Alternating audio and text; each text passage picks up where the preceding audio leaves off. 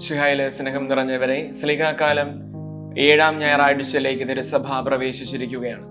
വായിച്ചു കേൾക്കപ്പെടാൻ പോകുന്ന സുവിശേഷ ഭാഗം യോഹന്നാന്റെ സുവിശേഷം 14-ാം അധ്യായം 15 മുതലുള്ള തിരുവചന ഭാഗങ്ങളാണ്. ഒരുപക്ഷെ ക്രിസ്ത്യാനികളുടെ ജീവിതത്തിൽ നമ്മൾ അത്ര കണ്ട് പരിചയപ്പെടാത്തതും എന്നാൽ നിർബന്ധമായും അറിഞ്ഞിരിക്കേണ്ടതും ആഴത്തിൽ പഠിച്ച് ജ്വലിപ്പിക്കേണ്ടതുമായ പരിശുദ്ധാത്മാവിനെ പറ്റിയുള്ള ചിന്തകളടങ്ങിയ വിശുദ്ധ ഗ്രന്ഥ ഭാഗമാണ്. ഈശോയുടെ ബിലവഡ് ഡിസൈപ്പിളായ യോഹന്നാൻ ഇന്നത്തെ സുവിശേഷ ഭാഗത്തിലൂടെ നമ്മളോട് സംസാരിക്കുന്നത്.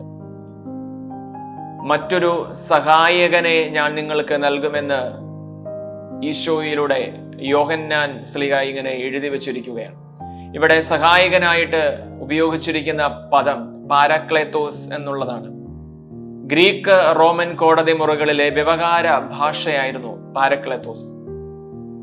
കോടതി മുറികളിൽ ആരോപണ വിധേയനായി നിൽക്കുന്ന ഒരു വ്യക്തിക്ക് വേണ്ടി വാദിക്കുന്നതും അയാൾക്ക് വേണ്ടി വക്കാലത്ത് നടത്തുന്നതും സംസാരിക്കുന്നതും ആ വ്യക്തിയെ സംരക്ഷിക്കാൻ ശ്രമിക്കുന്നതുമെല്ലാം ഈ പറയുന്ന സഹായകനാണ് പാരക്ലേത്തോസ്.